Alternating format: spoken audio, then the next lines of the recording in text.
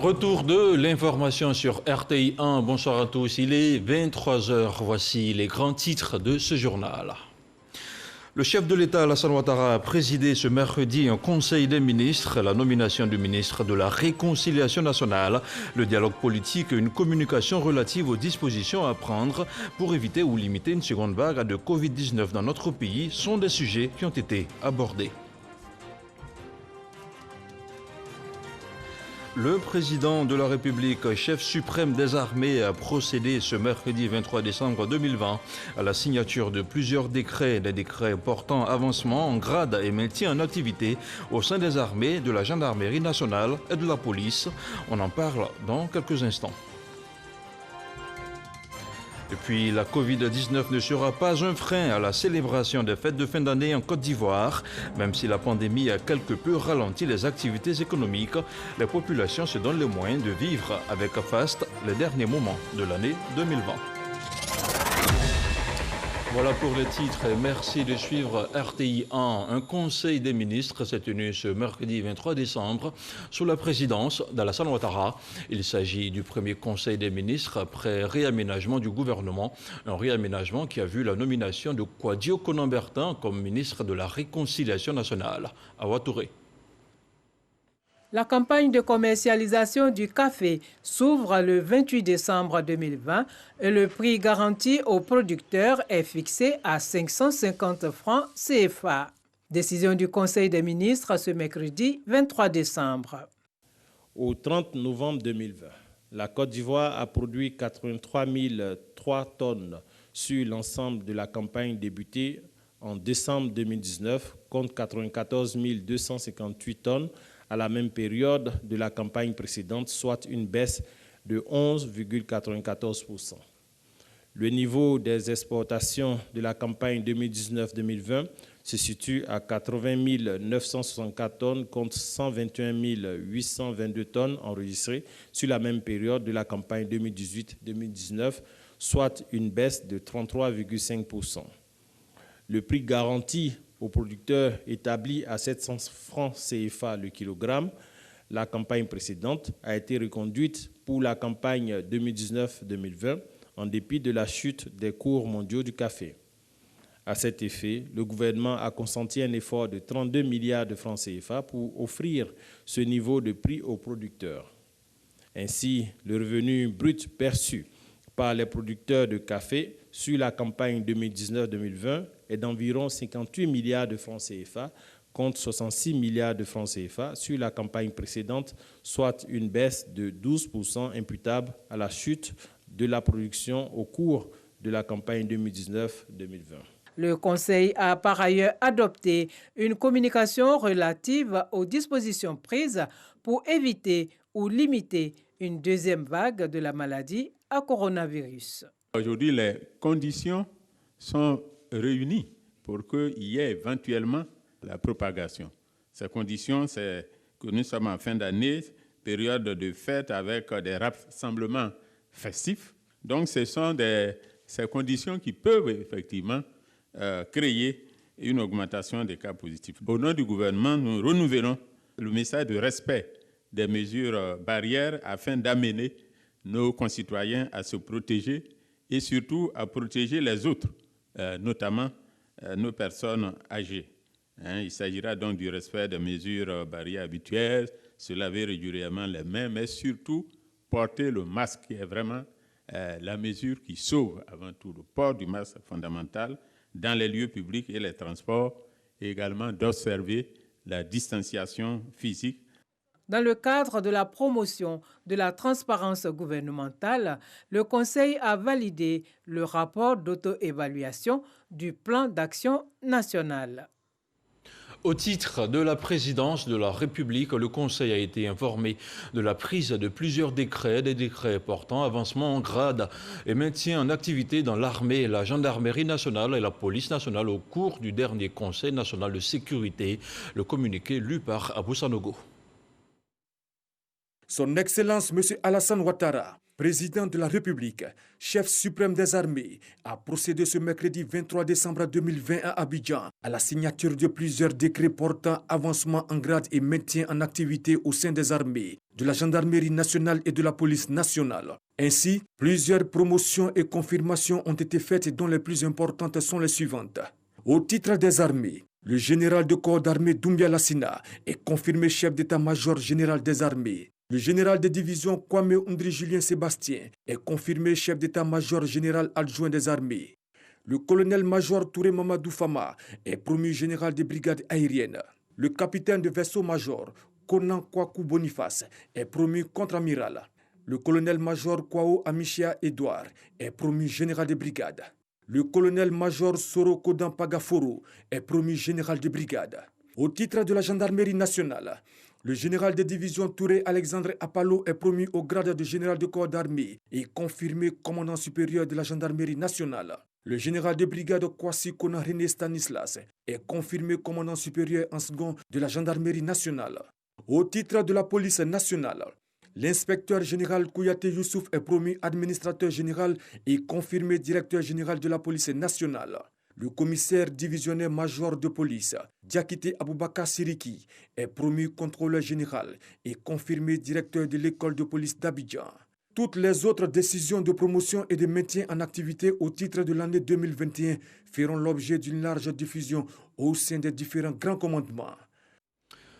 Autre chose à présent, hier mardi, le Premier ministre Ahmed Bakayoko a accordé une audience au champion de boxe Youssouf Doumbia. Le champion de boxe intercontinental poids moyen est venu présenter sa ceinture au chef du gouvernement. Le récent vainqueur de l'Argentin Abel Nicolas Adriel a dit toute sa joie d'avoir été reçu par le locataire de la primature, Herman Guibé. Mairie de la commune d'Abobo, reçu en audience par le chef du gouvernement Ahmed Bakayoko. Le champion de boxe intercontinental, catégorie poids moyen, Youssouf Doumbia, dit Abobolais, fils de la commune d'Abobo. Son titre, il a obtenu vendredi dernier au Palais des Sports de Trècheville face au boxeur argentin Abdel Nicolas dit El Precipito. Une rencontre avec le Premier ministre qui réjouit le cœur du boxeur natif d'Abobo ainsi que celui de son équipe. Nous sommes venus ce matin à la mairie d'Abobo présenter la ceinture intercontinentale IBA à M. le Premier ministre, maire d'Abobo, qui a été notre haut patron par rapport à l'événement qu'on a créé. Et aujourd'hui, nous sommes très contents, il nous a reçus, il était très fier d'Abobo. Nous sommes contents pour lui, nous sommes contents pour les jeunes de Côte d'Ivoire. Et je pense que la ceinture aura un effet sur la jeunesse ivoirienne qui va se permettre de dire avec les forces qu'on a, on peut devenir champion, on peut devenir yo. Je suis vraiment content de cet accueil. Déjà, c'est mon père déjà. Il m'a tout le temps béni pour les combats, donc je suis vraiment content. Youssouf Doumbia dédie son titre à toute la jeunesse de Côte d'Ivoire et en particulier à celle de la commune d'Abobo. Le président de l'Assemblée nationale a reçu le réseau des médecins de la 35e et 5e promotion des sciences médicales. Le remède 35.5 est composé de médecins en service, de cadres de la santé et d'enseignants-chercheurs. Le réseau prône l'entraide et la solidarité, mais également l'excellence dans le métier de médecin pour le bien-être de la population. Plus de détails avec Moussa Konaté. Le réseau des médecins de la 35e et 5e promotion de l'UFR des sciences médicales, Remède 35.5, regroupe des cadres de santé, des enseignants-chercheurs et des agents en service dans les hôpitaux. Les membres de cette association échangent avec le président de l'Assemblée nationale. Il était opportun pour nous de demander cette audience pour également venir nous abreuver de ses conseils, de ses sages conseils d'hommes d'État et œuvrer sous sa houlette, sous ses conseils, à améliorer ce que nous avons entrepris de faire, qui est travailler pour la population, travailler auprès de cette population, pour le bien-être de cette population. Se félicitant de la mise en place de cette association, le président Amadou Soumaourou adresse ses encouragements, tout en relevant les actions de l'État de Côte d'Ivoire dans le domaine de la santé. Vous savez quel point le chef de l'État accorde à la santé des populations ivoiriennes. C'est pour cela que vous avez constaté les investissements massifs qu'il autorise dans ce domaine. Le réseau des médecins de la 35e et 5e promotion Remède 35.5 a été créé en 2019.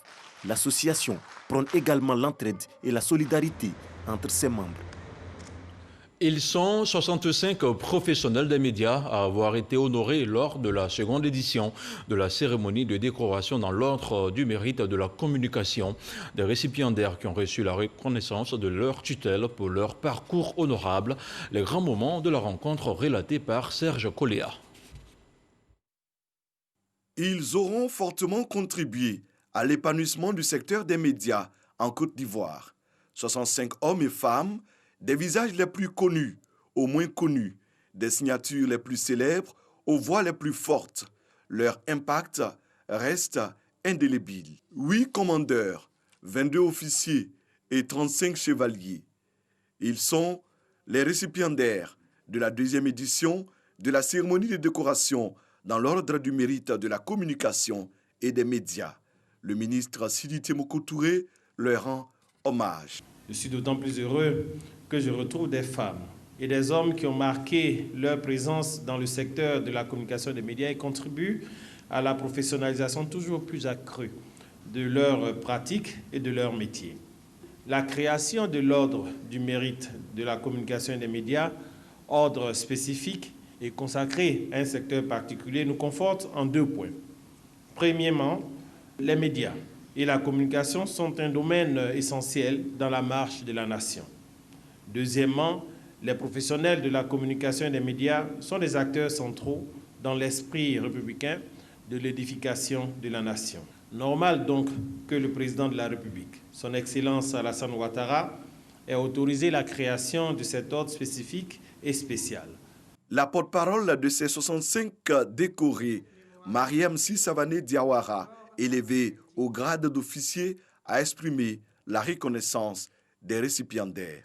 Nous prenons donc ici et maintenant, comme nos prédécesseurs, l'engagement de demeurer de bons modèles avec un sens élevé et avéré du devoir et une saine appréciation dans l'accomplissement de nos responsabilités respectives avec un dévouement à la tâche sans cesse renouvelée.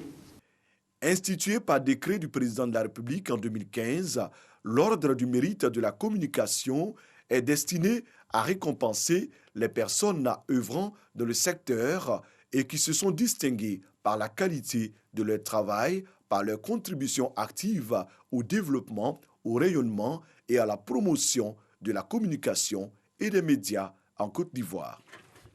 On écoute maintenant quelques réactions de récipiendaires. Ils sont au micro de Serge Coléa. Ça fait plaisir. Il faut dire que dans ce métier-là, les femmes ne sont pas très souvent au devant de la scène. Et donc, c'est une invite à nos jeunes sœurs pour qu'elles puissent batailler fort pour être aussi parmi les récipiendaires des années à venir. C'est beaucoup d'honneur qui m'a été fait. Et toute ma reconnaissance va à Monsieur le ministre Touré qui a pensé à ma modeste personne pour cette distinction. Et nous saurons nous rendre dignes d'elle et continuer de porter haut les valeurs de gouvernance que nous avons essayé d'inculquer à Fraternité Matin à l'occasion de notre passage. C'est avec beaucoup d'humilité que nous recevons cette distinction et cela nous donne à réfléchir sur le parcours qui est le nôtre. D'abord journaliste, administrateur, aujourd'hui PCA, d'être fier de ce que ce parcours a été remarqué par nos autorités et qui aujourd'hui me vaut cet honneur. Je dédie cette distinction à l'ensemble du personnel de la RTI en général et en particulier à ma dynamique et jeune équipe de RTI Publicité. Cette distinction est le fruit d'un effort collectif. J'ai une reconnaissance particulière pour Dieu parce que ce métier-là est venu étancher une grande curiosité que je portais en moi.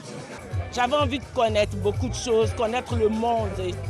Et ce métier, je dois l'avouer que ça m'a beaucoup apporté.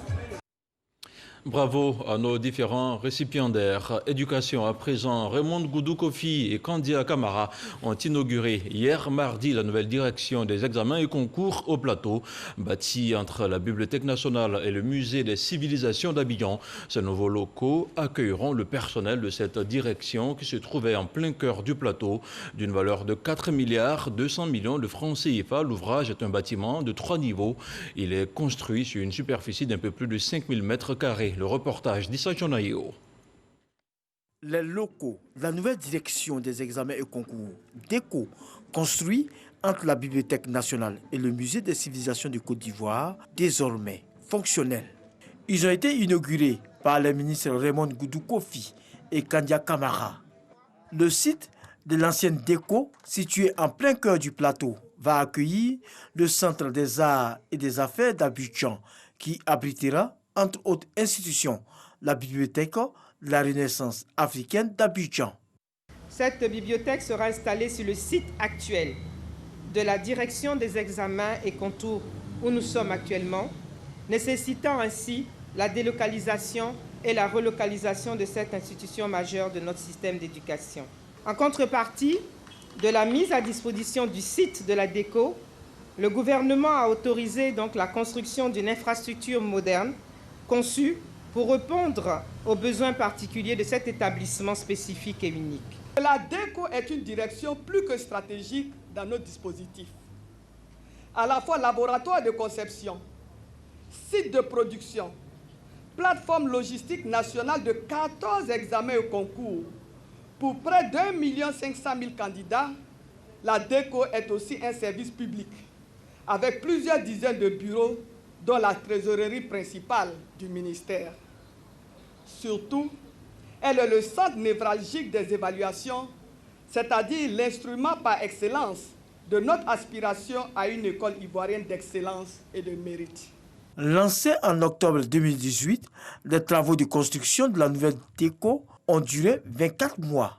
Le bâtiment est doté d'un groupe électrogène, d'une vidéosurveillance, des détecteurs d'incendie, d'un réseau informatique et Internet, des guérites pour la sécurisation et d'un poste de police. Le coût des travaux, 7,2 milliards de francs CFA. Place à présent au point de la situation de la Covid-19 au 23 décembre 2020.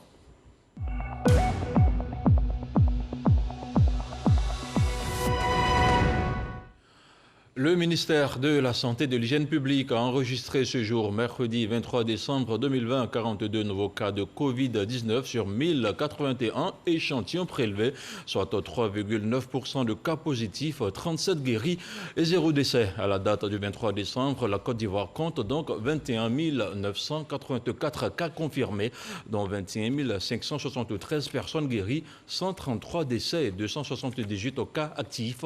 Le nombre total d'échantillons est de 248 050. Depuis mars dernier, les activités économiques ont connu un coup d'arrêt dû à la crise sanitaire mondiale. La Covid-19, 28,1% pour être plus précis selon les chiffres du ministère du Plan et du Développement. Un trou dans les finances de milliers de familles qui doivent tout de même célébrer la fête de Noël. Un Noël particulier dans un contexte sanitaire peu réluisant.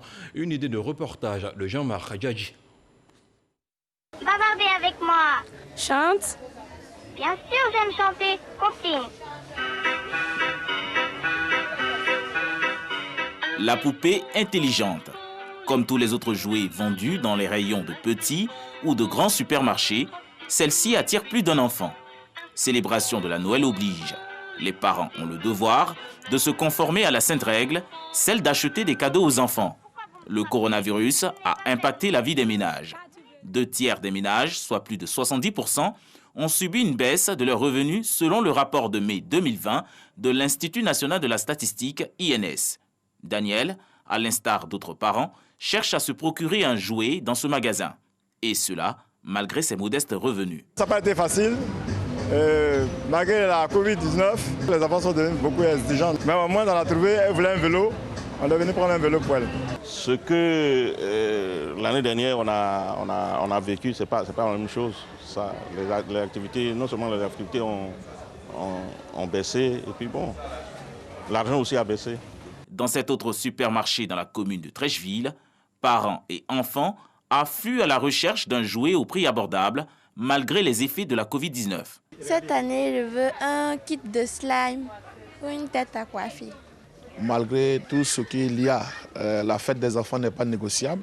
Donc on est là pour leur faire plaisir, pour leur apporter un peu de bonheur, parce que voilà, ce n'est pas à eux de subir le contre-coup de tout ce qui se passe. À Marcory, des mesures sont prises pour faciliter l'achat de cadeaux en ces fêtes de fin d'année. Les prix sont abordables par rapport aux autres années. Je pense que ça va. Les réductions, on voit un peu partout, les réductions 50%, 30%. Je pense que c'est abordable. Cette année, c'est un peu compliqué. On a eu un objectif, en fait, c'était d'aider la population ivoirienne, effectivement, parce qu'il y a eu un gros problème de Covid-19 et les élections où le marché était un peu mort. Nous avons fait des remises allant de 0 à 60% de réduction, ce qui est beaucoup. Les ménages, quoique fragilisés financièrement par la Covid-19, restent tout de même attachés à la tradition de faire plaisir aux tout-petits pendant ces fêtes de fin d'année. Rendez-vous est donc pris avec le Père Noël. Je vous donne à présent lecture de ce communiqué. Le ministère de l'Emploi et de la Protection sociale apporte à la connaissance des populations vivant en Côte d'Ivoire qu'en application du décret numéro 2011-371 du 4 novembre 2011 modifiant et complétant l'article 2 du décret numéro 96-205 du 7 mars 1996 déterminant la liste et le régime des jours fériés. Le vendredi 25 décembre 2020, jour de la fête de Noël, est déclaré jour férié et chômé sur toute l'étendue du territoire national pour les signataires de la convention collective interprofessionnelle du 20 juillet 1977 et conformément aux dispositions de l'article 64 de la dite convention. Le vendredi 25 décembre 2020, jour de la fête de Noël, est déclaré jour férié, chômé et payé. Signé Pascal Kwaku Abinan. Après le social à travers la santé et l'éducation, la mairie de Trècheville met désormais l'accent sur l'emploi jeune. Elle vient de décaisser 500 millions de francs CFA pour le financement des projets de jeunes de la commune. Pour la réalisation de ce projet, l'équipe municipale bénéficie du soutien d'une microfinance de la place. Mamadou Kouassi. L'emploi des jeunes de la commune, la mairie de Trècheville en a fait une priorité pour l'année 2021. Et pour encourager l'entrepreneuriat des jeunes, le maire de la commune de Trècheville, François-Albert Amicha, met à la disposition des jeunes de sa commune la somme de 500 millions de francs CFA. Un programme de 3 ans pour permettre à tous les jeunes porteurs de projets de se voir financés entièrement. Les conditions sont que 50 000 francs à 700 000 francs pour les projets individuels et de 50 000 francs à 2 millions pour les groupements et associations. Le critère de sélection, il faut être jeune, 18 à 45 ans pour les jeunes et de 18 à 60 ans pour les femmes. Pour la mise en œuvre de ce projet, la mairie de Trècheville bénéficie du soutien du microfinance de la place. L'institution financière rassure l'équipe municipale de son engagement à suivre de près chaque jeune souscripteur afin de bénéficier d'encadrement dans la réalisation des projets. Le maire de la commune de Trècheville, François-Albert Amicha, a saisi l'occasion pour inviter l'ensemble des jeunes à s'intéresser à ce programme afin de lutter contre la pauvreté dans la commune. Le challenge auquel chacune et chacun d'entre nous est appelé à répondre après la signature de cette convention est l'appropriation de ce dispositif que les jeunes et les femmes doivent saisir comme une véritable aubaine. C'est pourquoi j'invite nos femmes et nos jeunes en particulier à sortir de l'appétit de la facilité pour s'inscrire dans l'action, c'est-à-dire les transformations d'idées en projets concrets. Après le social à travers de nombreux projets dans le domaine de l'éducation et de la santé, ce programme d'emploi jeune vient répondre ainsi à un besoin crucial, celui de juguler le chômage des jeunes et la pauvreté chez les femmes. Des kits de survie à la formation sanitaire urbaine d'Ayamé, 220 logements. C'est le don en matériel de santé offert par la Fondation Big Togo Initiative en cette fin d'année. La cérémonie s'est déroulée ce mercredi à Ayamé. Le reportage d'Issa Chonayo. 15 boîtes d'accouchement, une couveuse, des boîtes de consultation gynéco, 10 tensiomètres et bien d'autres matériels. C'est le don de la formation Big Togo Initiative à la formation sanitaire urbaine d'Ayamé, 220 logements, ex-maternité Marie-Thérèse Oufouette-Boigny. À 48 heures de la fête de Noël, ce cadeau permettra de soulager les patients de cet établissement sanitaire. Vous renforcez notre plateau technique et vous contribuez ainsi à l'amélioration de la qualité de nos services. Merci pour les dons qui nous sont faits ce jour. Je voudrais, à mon nom propre et au nom du personnel de la formation sanitaire urbaine des 220 logements, vous rassurer du bon usage qui en sera fait pour le bonheur de nos patients. Nous vous signalons quelques-uns de nos besoins, à savoir une ambulance, un groupe électrogène, l'acquisition d'un échographe, l'acquisition d'une table chauffante et le ravalement, c'est-à-dire la peinture de notre clôture qui est vraiment beaucoup défraîchie. Pour la secrétaire générale de la Fondation Bictoro Initiative, ce don d'une valeur de 10 millions de francs CFA vise à rendre le système sanitaire du pays performant et à sauver des vies. Cette fondation, quoique jeune, a à son actif de nombreuses actions sociales et la cérémonie de ce jour est une étape parmi plusieurs autres prévues pour redonner le sourire à la petite enfance et aux couches sociales plus vulnérables. À cet effet, Madame la directrice, nous prenons acte de toutes vos doléances et nous allons les répercuter. Créée le 16 avril 2020, la Fondation Bictoro Initiative a mis au cœur de sa stratégie la santé et les actions sociales. Elle entend multiplier ce genre d'activités afin de venir en aide aux populations démunies. Dans l'actualité hors de chez nous, au Niger, J-4 avant le double scrutin présidentiel et législatif. Dans leur ambition de conquérir le palais présidentiel, les candidats lancent les derniers coups de filet dans la mare aux électeurs. Des candidats qui ne manquent pas d'idées pour convaincre les potentiels votants. Ambiance de campagne avec Sidonie Davila et Adama Kéré, nos envoyés spéciaux au Niger. C'est la dernière ligne droite de la campagne présidentielle couplée aux législatives du 27 décembre prochain au Niger. Dans la capitale comme dans les régions clés du pays, le candidat du Parti nigérien pour la démocratie et le socialisme, PNDS, Taraya, multiplie les visites de jour comme de nuit. À Tawa, dans le nord du Niger, ce sont des militants en liesse du Parti rose de Mohamed Bazoum qui l'attendaient. À l'accoutumée, les populations de l'ADER se sont mobilisées. Ils se mobilisent toujours comme d'habitude. Ils le démontrent sur le terrain par une présence massive au meeting, mais aussi ils le démontrent par leur mobilisation devant les urnes. Le 27, il faut que nous confirmons la mobilisation que vous avez vue aujourd'hui.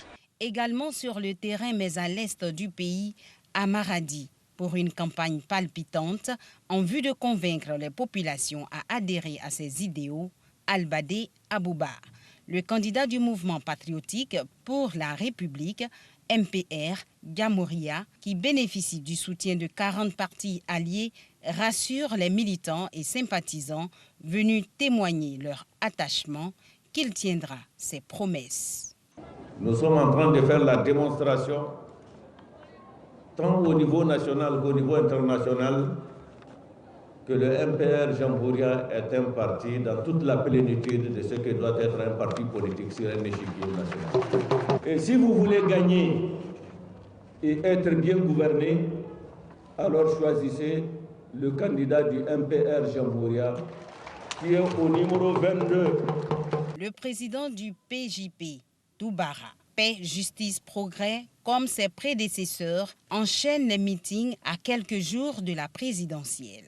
Dans son adresse aux populations du nord du Niger, le général 4 étoiles a présenté son programme d'action avant d'inviter les électeurs à voter massivement pour lui. Mon programme intitulé « Le Niger que nous voulons, une gouvernance juste et une vie meilleure pour tous » repose donc sur 7 domaines d'action prioritaires et 21 engagements. 1. Garantir la sécurité et bâtir une paix durable. 2. Réformer les institutions et moderniser l'administration et combattre la corruption. 3. Diversifier le potentiel économique. Un fauteuil présidentiel pour 30 candidats. Sur le terrain, les approches sont différentes pour les adversaires, mais tous visent un même objectif, arracher le fauteuil présidentiel. Voilà, et c'est la fin de cette édition d'information. Retrouvez l'intégralité de nos journaux sur le www.rti.ci, sur YouTube, mais aussi sur RTI Info. Bonsoir et que la paix soit chez vous.